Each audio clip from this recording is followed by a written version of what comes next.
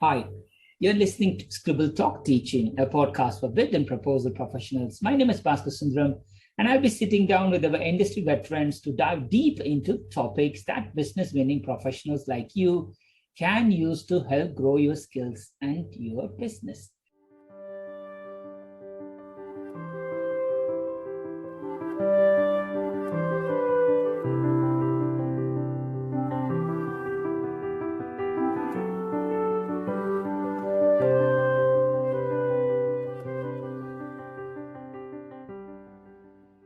So let me do a quick introduction about this. Again, the topic is quite close to my heart, and I'm sure it's close to most of you as well, because considering all are from different countries, different geographies, speaking different languages, again, this is much more fascinating for me. So let me, some of you might know Yasmin, so others might not know Yasmin. So let me open up, give a quick.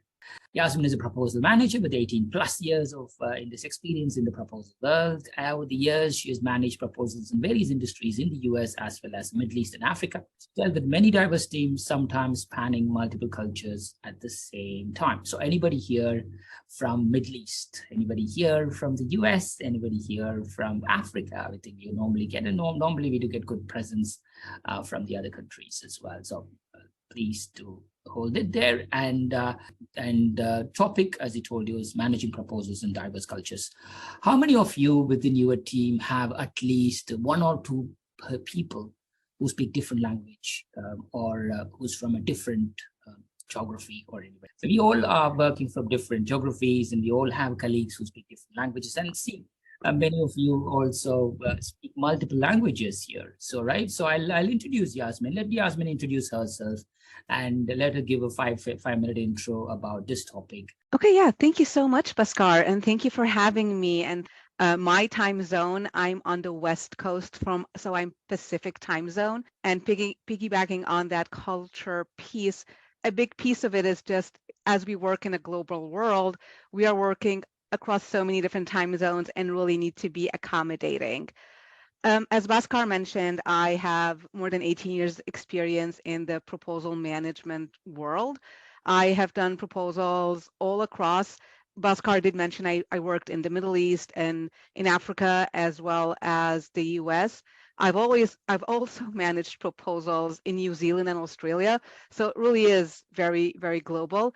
And I think the piece about cultural diversity is very near and dear to my heart. Potentially because of my own background, I am a person who has been in a situation where I had to deal with cultural diversity. I've always dealt with teams that come from different cultures, speak different languages, have various expectations, but there's always going to be a proposal that needs to be submitted. So no matter what we do, we have to accommodate, find ways to work, improve our means of communication, and maybe hone those skills and tools that we are so used to using within our proposal management world, but make sure that we're also flexible enough so that we can accommodate the various needs of the various people we are dealing with. And I have found that this really does differ and need a certain level of flexibility and maybe even sometimes resilience as you work with different folks from different zones and areas and cultures. So that's me in a very quick nutshell and my passion for the topic. Thank you, Yasmin. That's interesting. Again, it's and to talk us about your current work, which you currently do with Microsoft Pico as well, because considering Microsoft Pico has a lot of members who speak different languages. Again, any of you who work with people who are not in your country, but in different country based in different locations, because Pico, let's give a strong, you can give an intro about Pico team, Yasmin. Yeah, absolutely. Yeah. Please do. Absolutely. I currently I work through Shipley Associates. I work to support the Proposal Center of Excellence within Microsoft. So I'm contracted to them via Shipley. And our proposal center of excellence is exactly what the name entails. This is a center that was created about 3 years ago, if I'm correct, and it is focused on providing proposal management services across the board to Microsoft. Of course, we know Microsoft is huge, so many different business lines, and it's all over the globe. So we are focused on providing these kinds of proposal support services, whether it be proposal management, proposal writing, security questionnaires, etc., whatever you need to respond to a client ask. And of course, because it is a global company, and PICO, Proposal Center of Excellence, serves the full country. So that's why we have people all across the world. And even coming with that, sometimes as you work within a specific geographic zone. So for instance, working on an opportunity in Australia, you could also have folks who are working on it from the US. You may need to pull in support from maybe a partner or an SI in India. You may even pull in resources from Europe. So even if you're gonna, within a specific opportunity, the client resides in a specific geography, the various resources that come together to deliver the ask may come from many different places. And that's where the need to be culturally aware comes into play and is a very important factor in making sure that, yes, you are following best practices. You make sure that your proposal is compliant and complete and customer-centric and all of the good things that we really want, but you're also able to deliver it while supporting and enabling all of the various players that come in to make that deliverable possible. Mm. Yes, Yasmin, thank you for that. And Of course. Talking about someone who is not a native speaker, who's writing proposals in a language which is not their language, surrounded by maybe one or two people who are natives, you might have seen some challenges within your team or maybe yourself of working through that. Can you talk through some of the experiences around it? And here we have people who are from different backgrounds, all writing in English. I'm sure they might have faced the same challenges as well. So talk us through about that. Yeah, absolutely. I think that the first thing that comes to mind with that, Bhaskar, when you're talking to other people and it's not your native language, let them know it's not your native language and it's okay. It's fine. We sometimes get hooked on like, oh no, I need to be perfect. I need to do this and that with the talking. And I think the talking part is the easy part because you're not getting graded on that. But the challenge does come in when you're doing the writing, because that's what's going to be submitted to a client.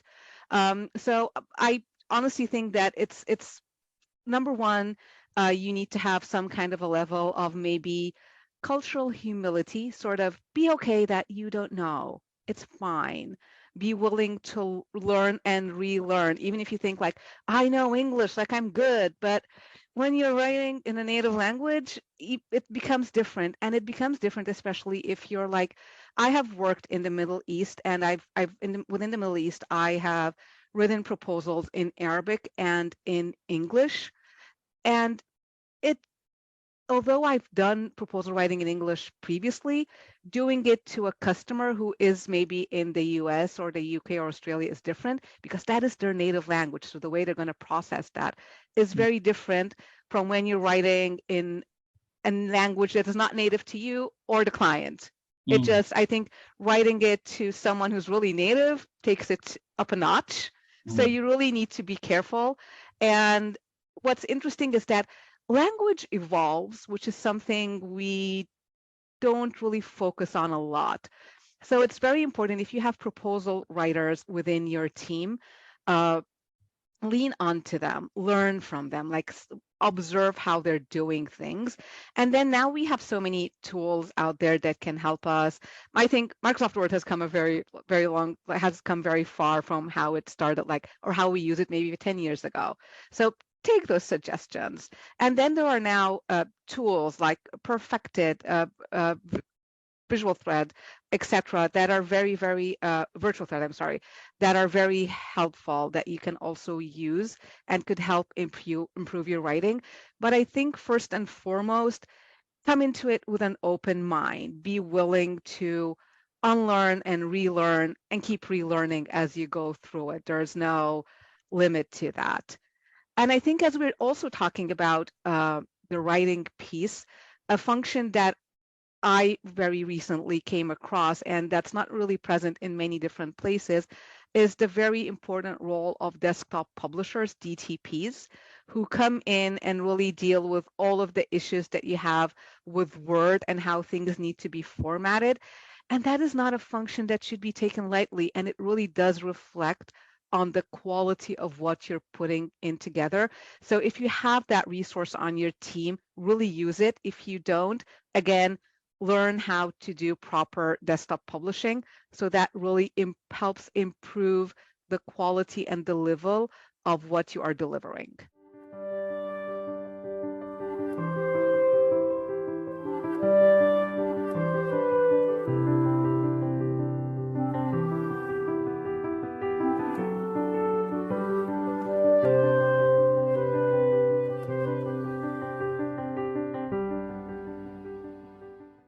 Thank you, Yasmin. Yasmin, diverse cultures brings with its own challenges in the way, like, for example, you have one standard process, for example, right? But when the same process is then processed by a person who's from a different culture, him or her, he needs to go through differently, right? Do you have any experiences how people from different backgrounds or different cultures actually had a journey in embedding one standard process within the team? I mean, like, for example, you have a big process which is all structured around, say, US best practice, right? Then you are structuring it around somebody who's born and brought up in UAE. Him or her, the way him or her was brought up was slightly different. So how did you embed this kind of standard processes across people in different cultures, considering the all of them different? So I think the most important thing when you deal with that, and you're going into an you're managing an opportunity, and you have a team that comes from many different places, but you're all working on the same goal. So I think two things come to mind. Don't make assumptions. Don't assume people know. Don't assume they're going to get it, and they're not going to get it the first time. Probably not the third or the fourth, maybe on the sixth or seventh. So that brings me to my second point: over communicate. I think this is a situation where over communicating is very, very important.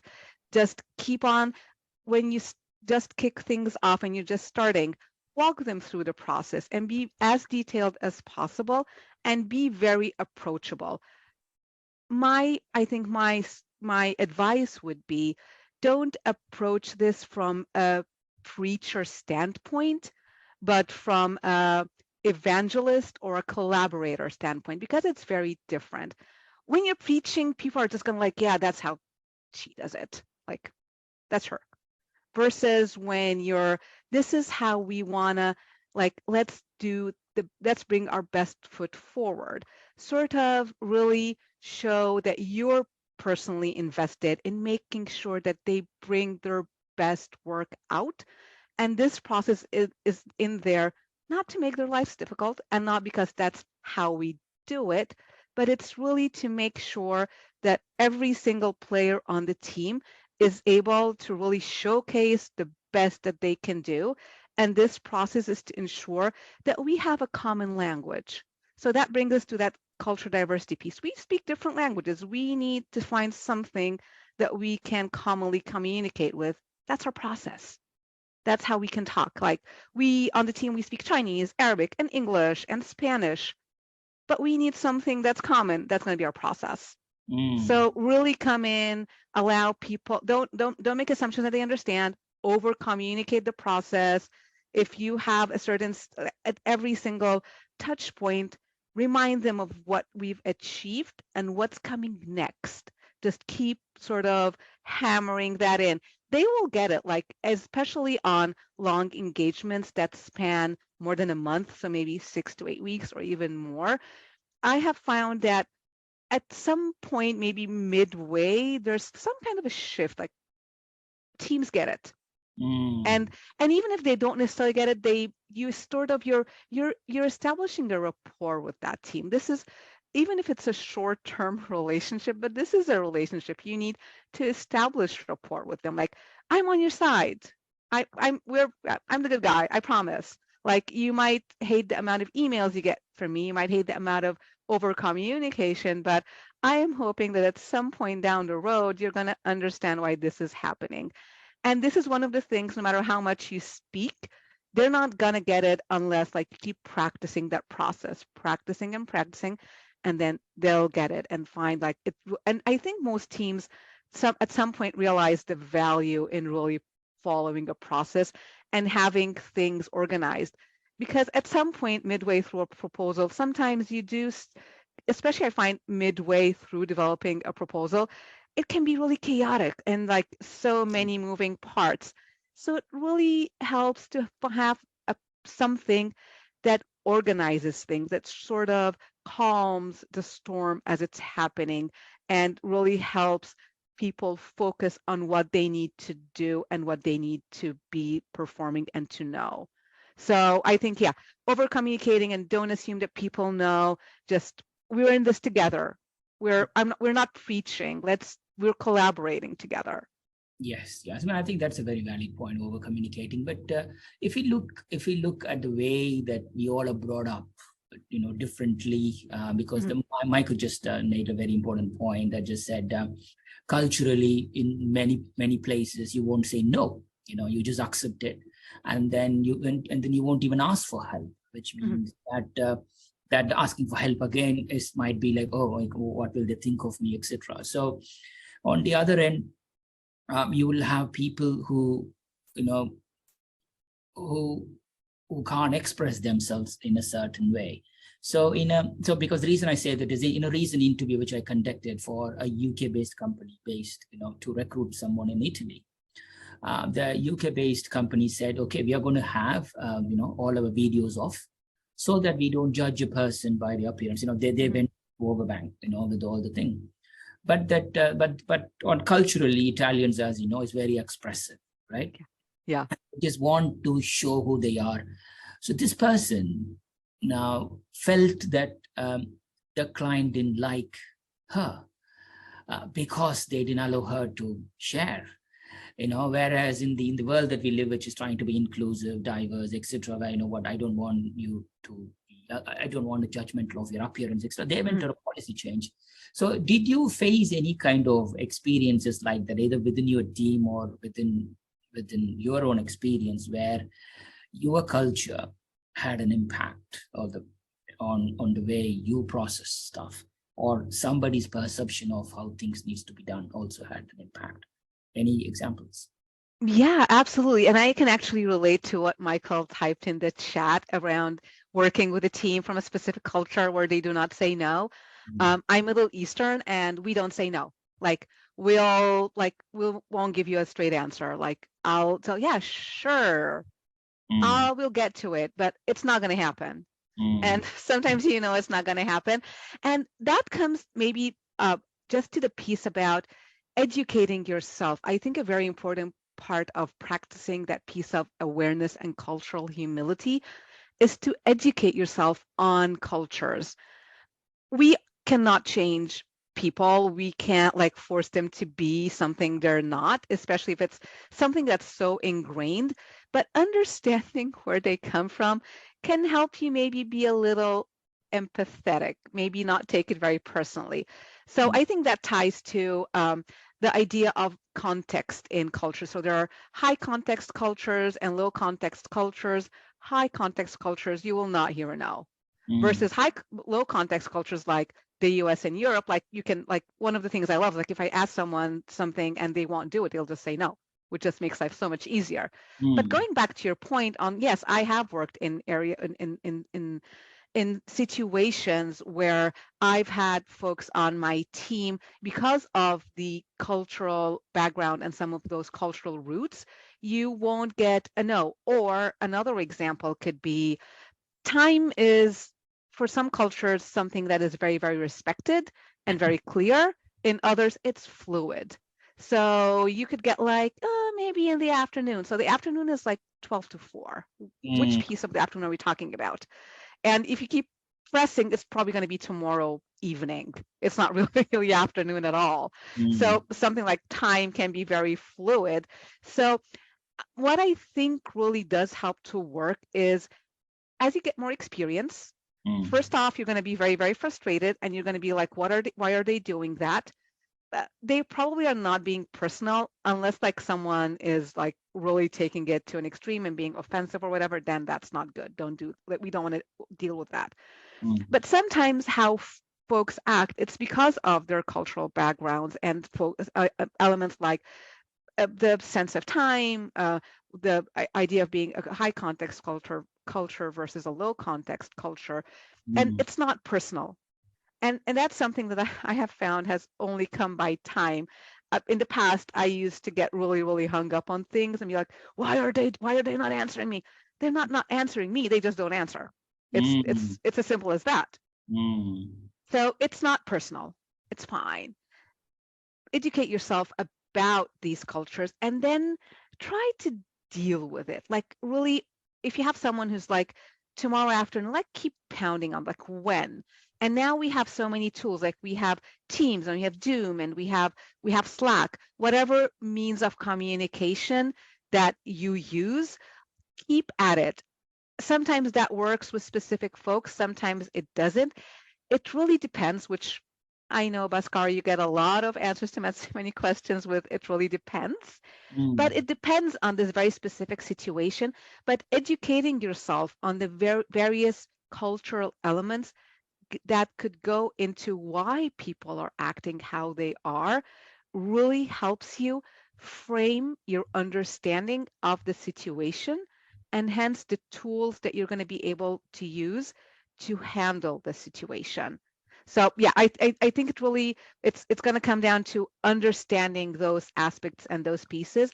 And maybe as we're speaking to that also, along with maybe the sense of time and the idea of high context cultures and low context cultures, sometimes the whole idea of having an authoritative hierarchy is very, very interesting. So working in the US or Europe, like someone really needing to loop in their manager and like really getting their approval and et cetera, is not very present versus working more with Eastern cultures where that's very prevalent, and having more senior level people involved or having their approval.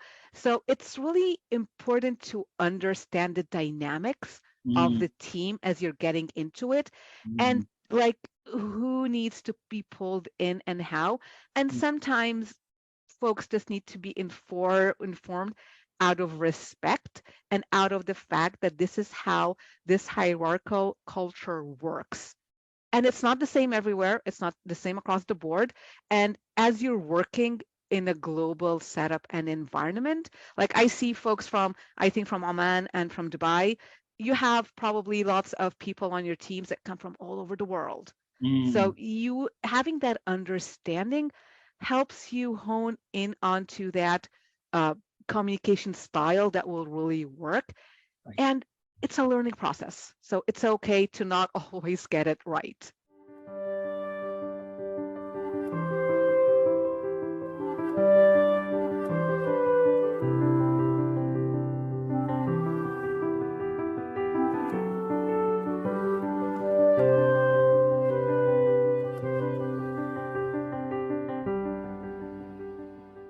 Well said. I mean, like, well said. I think one thing that what worked for me and also with the team that I employed is asking your team, hey, what's your communication style?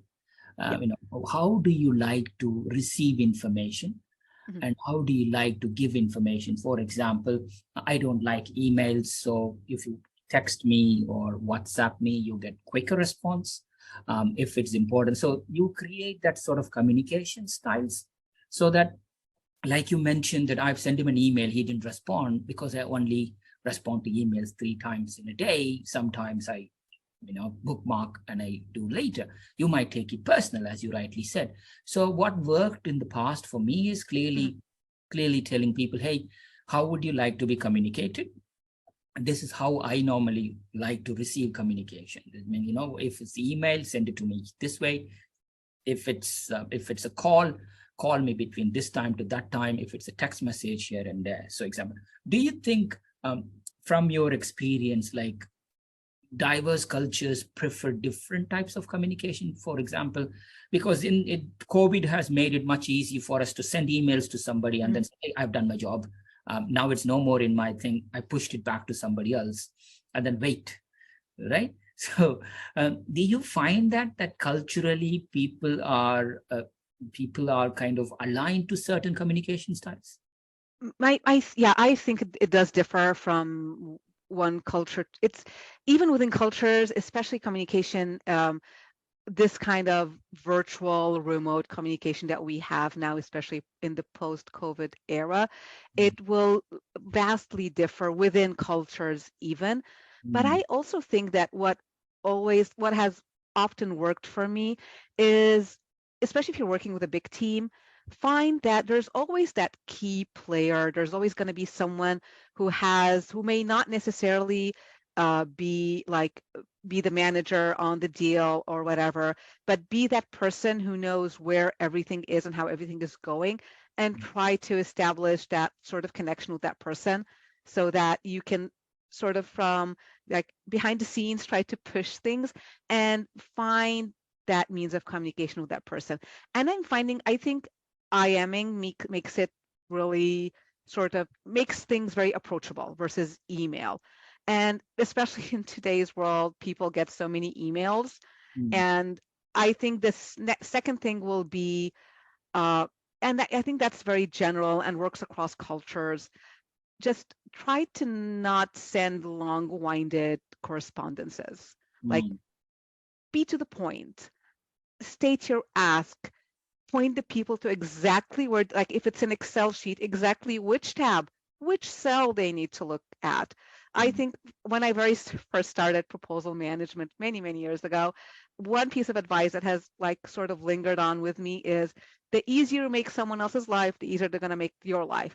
Whether that's an evaluator who's evaluating your bid or a team member who's working with you, just make it easy for them to respond to you. So maybe we sometimes tend to send very lengthy emails. I get lost in lengthy emails. Like I usually just try to skim and get like, what do you want from me? Exactly. It's like, don't send me we don't have a lot of time. We have much shorter attention spans in general because of the nature of our lives today. And we also don't have a lot of time because most folks are juggling so many different things. So try to use something that's maybe a little personal and can get to the person right away and get right to the point that you want. Help them help you. That would be how I'd put it. Yes, I think well said there, Yasmin. I mean, like at the moment, it's, you're right. I think it could very well be like, I've done my work, here we go, you take it and do whatever you do. But it's important to think from their shoes to just say, okay, I'm going to send you this. This is what I have done. This is what I would like you to review or update or do something, make it easy for them. Absolutely. Absolutely.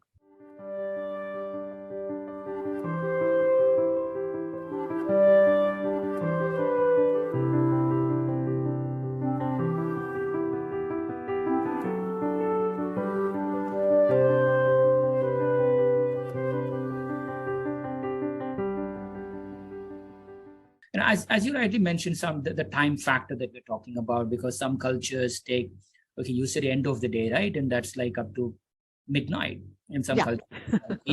So how do you encourage or make people with relaxed cultural attitude to time to understand sense of urgency? That is a challenge. So I think what can always help here as a proposal manager, when you're getting into a new deal, opportunity, whatever it may be, And one of the very first things that we always do as proposal managers, we create a proposal plan. Create your buffers. Like I think that's why buffers are in there, to sometimes deal with those senses of urgency that lack with some folks. And that's sometimes it's even personal. Like someone from a Western culture could also not have a sense of urgency. It's not necessarily just a specific culture trait. However, that said, even if you set your buffers and have like sort of, that this person from working with them previously, like they're really late, or, this team, you haven't worked with them, so you really need to sort of create that buffer for yourself. Even then, sometimes things fall through the cracks. And maybe then that's when you need to, maybe if you've been having like status calls maybe twice a week, and things, you're getting to a crunch, people are not responsive, do them daily. Move things around. Create like maybe first thing in the morning and maybe towards midday, send out status update checks on your teams or whatever means of communication you're using. Try to help them realize that sense of urgency. Don't just let them be and think they will get to it. I find and think that people within the proposal world have a much higher, we're more responsive. I think so. Just because the nature of our roles, it probably like a project manager would also be like that. If you're in a role where you're really sort of you're always time bound, you're going to have that sense of urgency. Others may not have it. So you need to help them realize.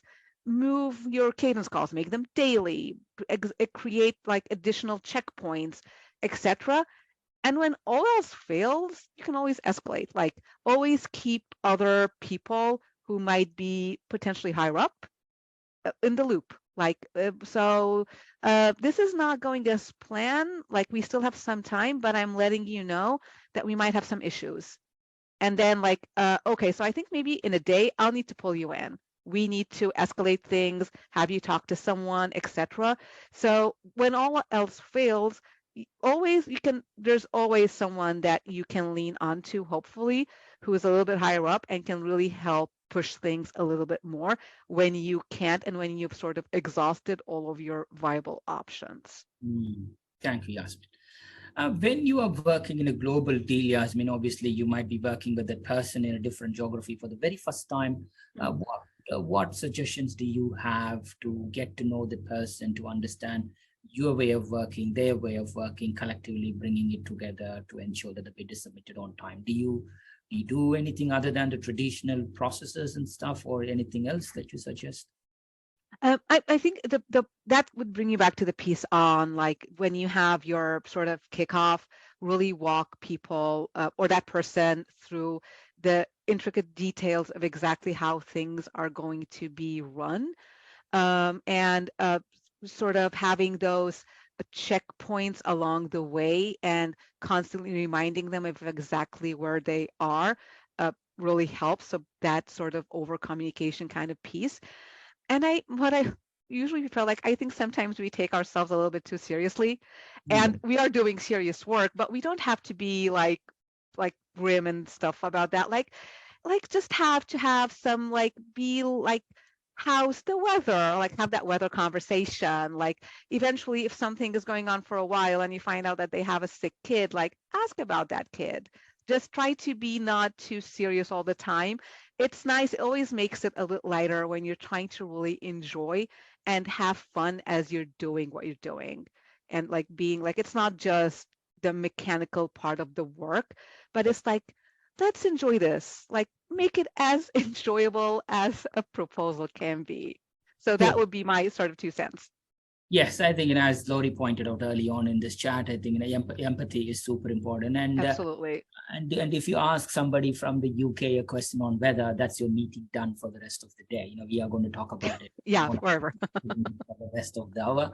So, just think carefully before you ask anybody from the United Kingdom. That's good to know. Thank you. Yeah, and I think it's like the world we live in today is just challenging.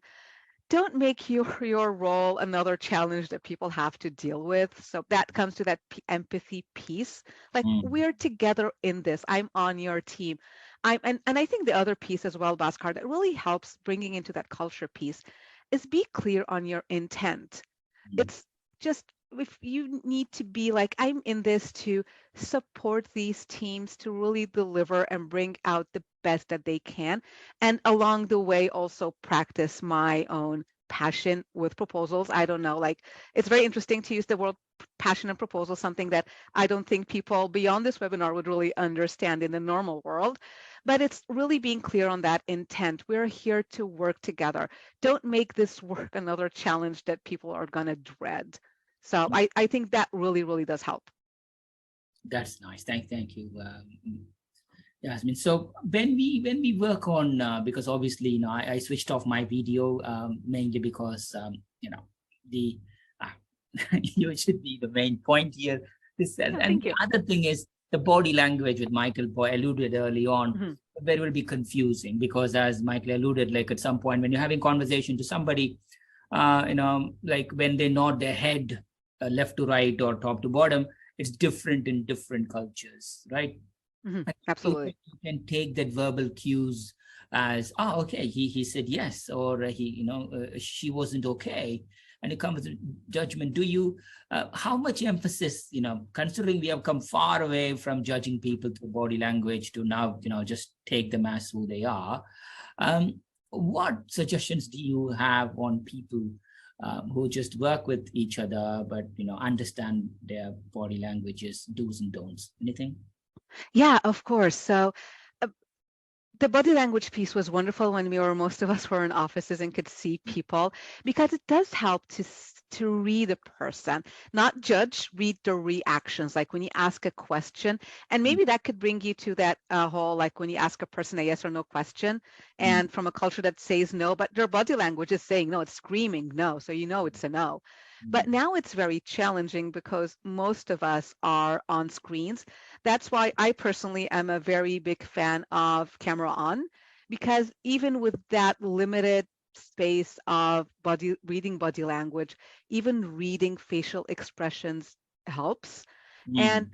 it also helps build that kind of, it's I think it's more difficult to feel a disconnect to a black box versus a person that you see Yes. once, like 2 or 3 times a week.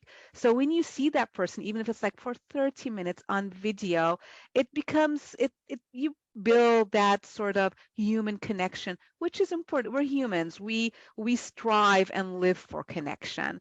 So it has gone from body language to hopefully trying to convince, like, what and I believe as well in leading by example. So I'll turn on my video. I'll ask people to, if you don't mind opening up your video, please do. If you don't, please, like, feel free not to. But I Mm, do find after a while, when you turn on your video, especially when people come on to talk, out of courtesy, they'll turn their videos on as well. So mm. you need to try and read their facial expressions. It is not always easy, but it does help a little bit if the video is on, you're leading by example, and you have your video on. To, like, when you're asking a question, and sometimes you ask a question and it's just crickets. You don't know what's happening. You're not getting a response if you have a black box. But Mm. if the videos are on, you can try and read, like, is the person in front of you ghosting you? Didn't get the answer? Are they maybe thinking? And then, like, a few minutes in, you can go like, are you still thinking? And then they're like, yeah, just give me one more moment. So I think, yeah, video on helps trying to read those facial expressions, and that helps create that human connection that is very important in establishing that relationship of, like, we're working together, kind of. So I'm not sure, it doesn't really answer to the body language piece because of the, like, totality of most of us doing remote work. But I'm a big believer in camera on, try to read people's facial expressions. Sometimes, like, kids will come over and, like, it creates that very small space for knowing that person more. Mm, mm. And that sort of allows you in, even if it's just for a very short period of time. Totally, Yasmin. Thank you for that.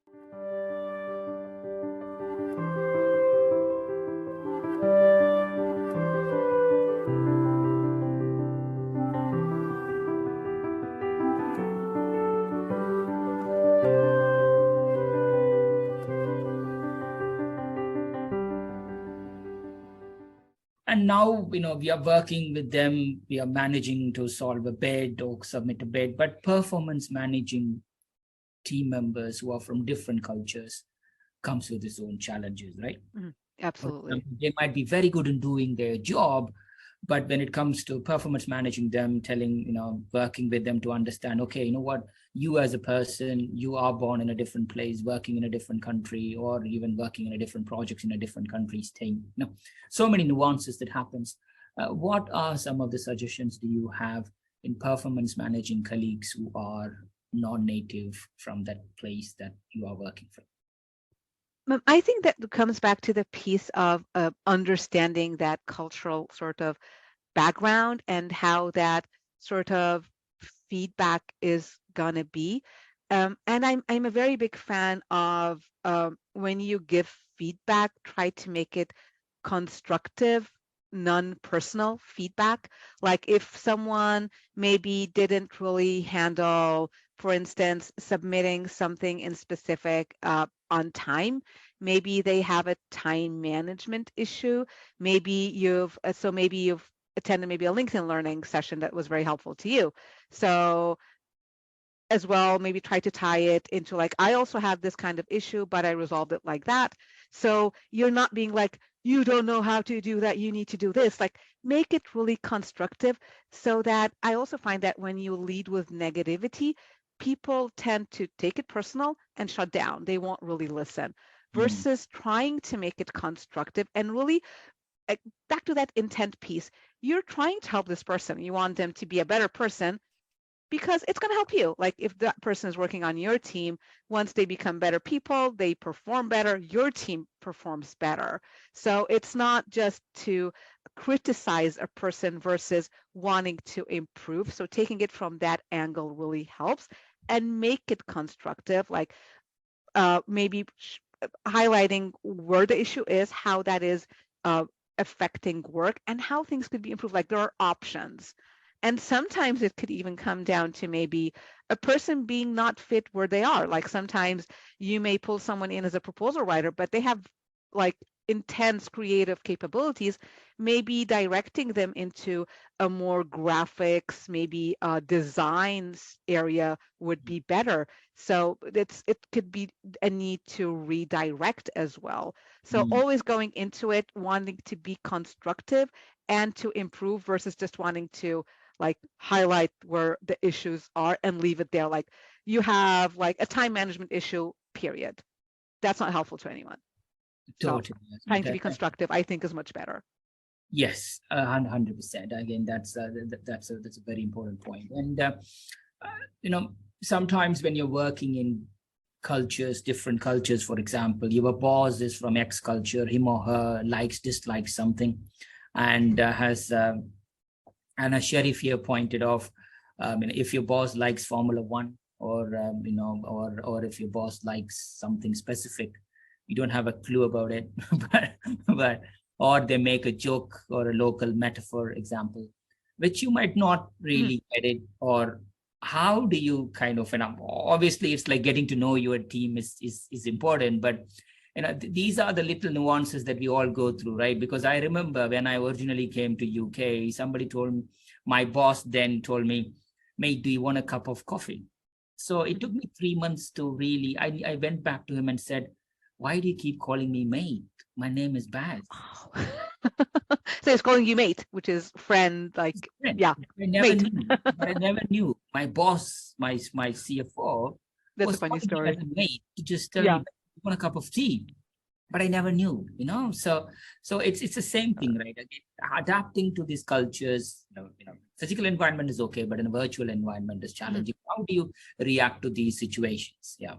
Yeah, absolutely. I think that comes back to that point of cultural humility. Like it's okay to not know, and to tell them like, I don't get that. And sometimes not. I've recently encountered that a few times, working with teams from the US and from Australia, and like I was born, raised, and went to school in Egypt, and most of my cultural references and education was British based. So I might get a little bit of the slangs in British English, but and I never knew. I always thought that English was just one language. That's I also recently realized that there's British English, there's American English, there's Australian, there's Canadian, and there's New Zealand English. So correct. that's like, and they're different.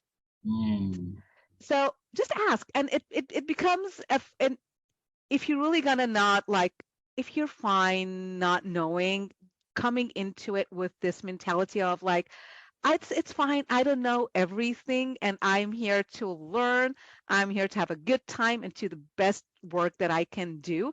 And you ask your teammates, like, so you just said something, everyone laughed. I have no idea what that is. Can you please explain? That could make even for a better laugh, and they might laugh at you, but it becomes also a way to sort of break that cultural ice, if mm, you will, that mm, it's fine. Like I recently had an instance where the team was talking about something, I didn't get it, and I thought it was a person. And I went on our internal portal and kept looking for that person. When I couldn't find him, I reached out to one of the people on the team and asked, like, who is that person everyone's talking about? And he was like, it's a joke. And at mm, our next meeting, we told people the joke, and it became like it shifted the mood moving forward. It became such a nice little sort of incident that happened, and we just, after it, we were just like, yeah, Yasmin didn't know, ha ha ha, and it was so funny, and I had a good laugh of it. They had a good laugh, and we sort of created that human connection. mm. Again, you're finding in this very remote, challenging world we live in, you need to find those very small instances where you can create a connection with a human.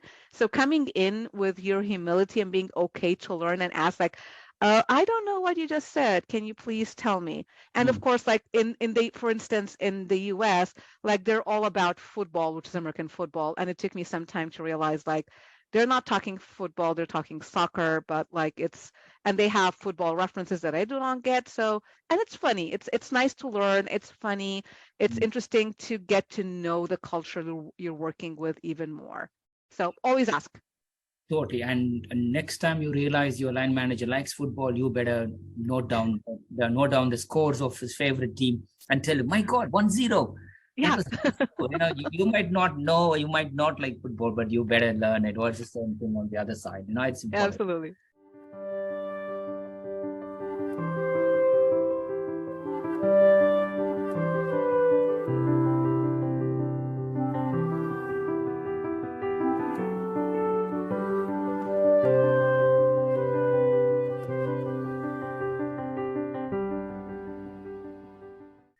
And we talk culture in general, Yasmin, but there is a huge difference in perception of male female across cultures as well, right? In certain cultures, still being a female, there is a taboo. Sort of you are, and especially if there are people talking about this profession is undervalued, Mhm. but it depends on how you view it. But in general, there is this thing of, okay, you remember some of the senior vice president or the chief execs of today, where previously starting the 1980s, 1990s, they all had only one career, which is to be an office manager, or receptionist, or a nurse or something. They need to break the barrier. Mhm. Like, do you find culturally, I mean, like, from your experience, women still need to break their barrier, especially in other things. So it's slightly easy for men because yes, there is a salary surveys that tells a different story. But coming to a serious topic here, I know that the cultural differences. Do you find commonality across that, like women, men, or do you find certain cultures kind of accepted, or certain cultures still kind of have some sort of uh, you know this is not the place for you? Yeah, I think things have shifted a lot in the years that, like, in the maybe 10, 15 years Mm, that have passed. And I think part of, especially if you're taking on the role of a proposal manager, sometimes males from specific cultures don't really respond well to taking direction from a female person. I mean, because when you're managing a proposal, they may not be direct reports to me, but no matter what, if you're a proposal manager or maybe like a project manager, this team needs to follow your directives for the period of this engagement.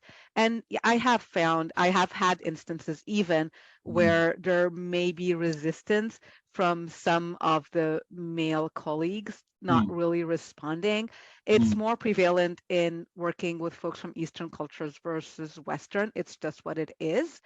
But I've always found, and it was even challenging in the past when I was younger and female, so it wasn't really a very good complex.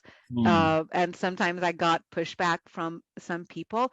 But I always think what always worked is maintaining your professionalism. Like, I am following my process. My eye is on the goal of making this proposal work.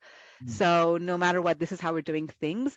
And I've again found that sometimes during the engagement, they may start shifting a little bit more because here's the thing, they are also usually like this is part of their work. This is part of what they're going to be evaluated on. So they at some point will need to, even if they don't like it, they're going to need to cooperate.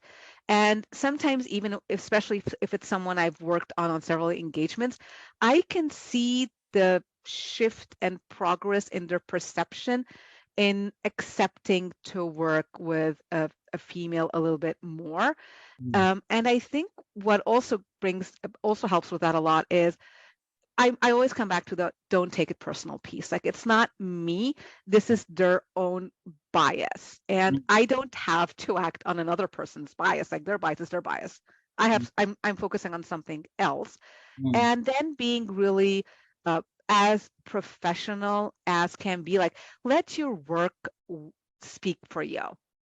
And they're make it very difficult for them to not want to work with you.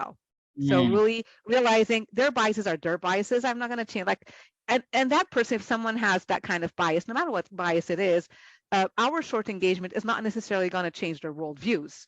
You want to shift their view as they are engaged on this specific activity or deliverable. Like, they can go ahead and, like, outside that engagement, have whatever biases they want. I'm not going to control people. So, and it's not personal. It's okay.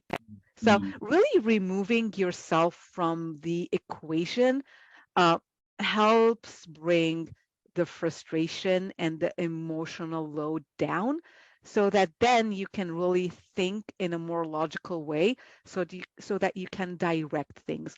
And this is something that comes with practice, on and on and on again. And listen, we're humans. Sometimes you get really like, why is that person not listening to me? And then I need time out. So take that time out, like, listen to your own cues and then come back to it. It takes practice. And sometimes, like, because we're humans, sometimes you may not be able to do it. And it's fine. Like, even like, have grace with yourself when you are not 100% successful with sort of navigating that challenge. Yes. I had a very interesting experience when I was in my halfway through my career, where I had a very powerful female boss, and she used to call like 1 a.m. in the night. And I went into a total stress mode. Because Saturday, Sunday, it took like after 18 months, she was let go by the company. But it's only transpired within like last 1 or 2 weeks before she left. We had a chat about it. She said she felt so insecure, being in the late 30s, given that position. So she created her own kind of personality. This is how I should behave. To get things from males, because I need to be this way. Yeah. It wasn't really her. And then she just lost the plot already. So sometimes, as rightly said, there could be so many things that's happening. With the face value, they are not that person who they actually are. But as a colleague, do you have time to actually understand every single person? Is might not be possible. But this is always going to be that male-female dynamics. When you add it to a culture, like coming from the Eastern culture, Eastern female, coming back, working with you, it could also be the other way around as well. So it's something. So Again, final question before I open up any 1 or 2 questions, because we have 2-3 minutes. Escalation is a different thing among cultures, because we live in a world where I need to send an email to Yasmin, but I'll CC everybody whom I know in the company just so that I'm safe, right? So, and on the flip side, the reason for that is, okay, I've CC'd your boss, I've CC'd your colleague, so you better get the job done, because him or her is aware of if you don't send me this. On the other cultures, you only have to send me this. Why are you CCing me to others? So escalation, different cultures operate differently. I mean, do you have any suggestions around that? I'm not a fan of. I get really ticked off by the CCing everyone. It's like feels like it's like we're kids on a playground and like I'm gonna go tell your mom. This is not how it is. So, but it's sometimes you are in. That's why I think it's very important to know how and when to use escalation. It is a tool that you have in your toolbox.